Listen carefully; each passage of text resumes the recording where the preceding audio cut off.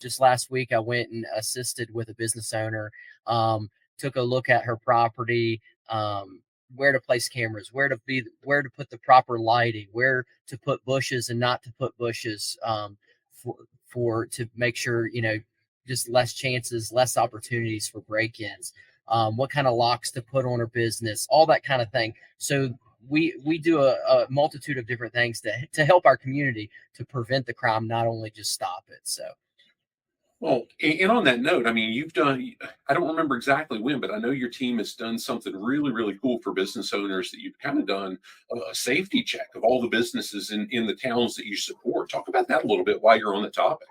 yeah, just recently I kind of made it a goal, 1 month to send every single officer to a certain section of our town and to literally check on all the businesses' doors and windows to make sure they're securely locked, throughout the day and throughout the night, just to prevent any opportunity of a break in or whatnot. And we caught several unlocked doors and windows, and we put a little flyer on the door saying, "Hey, we stopped by. We checked your business. It's a secure. If you have any questions, some phone numbers, so forth, like that." So, and we got a lot of positive feedback from the community, from the businesses, like, "Oh, thanks for checking my parking lot, my business in the middle of the night, so I don't get burglarized and don't get theft. Don't get my vehicles broken into of my fleet when I'm gone. That kind of thing." So, Yeah, that's pretty amazing. I mean, one of the things that we've talked about in the one-on-one conversations that you and I've had, has been really about how do you show the town council and even widely throughout the town, here's what your tax dollars are doing. How are you a good steward? Well, Cindy and I talk about driving productivity and profitability in the businesses we serve. That's not necessarily your world, but making sure that people understand here's how my resources are being used well. That's a big deal, right? And that's exactly what you did. So very, very cool. yeah. Um, Talk to me about a recent project that you've maybe led on your own or you've been a part of that you've been able to help spearhead that's had a significant impact on the community. You just talked about that's pretty cool with checking the businesses and so on, but I know you've done some other neat stuff that's had a pretty significant impact on Bridgewater, but other areas around our local area. Yeah, so one of the things is our police assistance pact.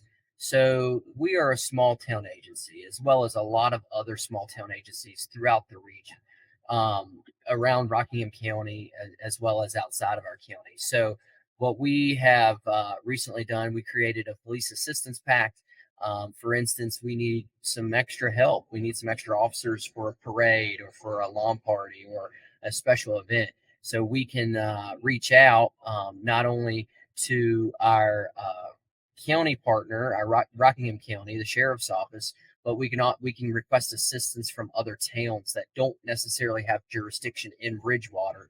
This pact helps give them jurisdiction here. So we were able to reach out to towns such as Elkton and Grottos and Timberville and so forth, and as well as all the way up to uh, Newmarket and Shenandoah, town of Mhm. Shenandoah. So yeah, it's been great. And as well as those other towns can request assistance from us. So if they have a need last minute, they can request. If we have some officers, we can send them their way, or ahead of time for special events and so forth. So it's worked out great. We utilized it during our last lawn party here just a few months ago, last month in July.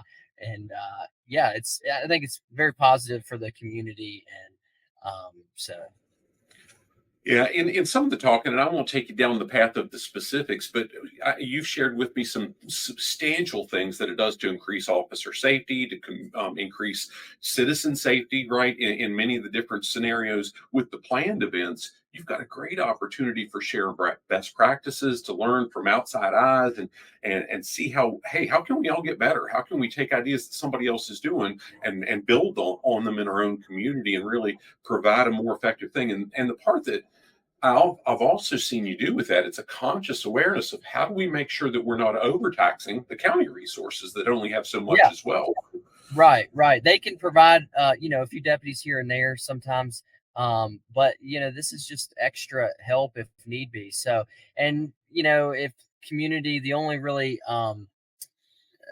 question was that I had from community members like, well, I'm paying taxes for you. I don't want you working in another jurisdiction. Well, when that happens, we actually pay those officers to come here, and then they actually pay for our salary if we go there for a few hours. So that's all covered, and so that was just different things to work through when we started. Yeah, and it's all about understanding, right? I mean, hey, Yeah, the dollars that are being spent here are for here, and the dollars, yes, if we're going somewhere else, those dollars come from that area.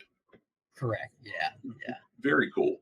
One of the things we've talked about a lot in the Executive Leadership Elite think tank are values and purpose and mission. So can you talk a little bit about the mission and vision of the Bridgewater PD and how it really ties with your own individual values and goals that you've got personally and for the communities you're part of? Yeah, so our we have a mission and vision statement, and we have an acronym. It's called Pride. So, as you know, you need to have pride in your work, pride in your job. So that stands for professionalism, respect, integrity, dedication, and excellence. And so we have that integrated all throughout our mission. And at the end of our statement, it says, in quotes, "What more can I do?" And so we're not just going to be there and take a report for a traffic crash and just be like, okay, here you go, and be on our way again. What more can I do?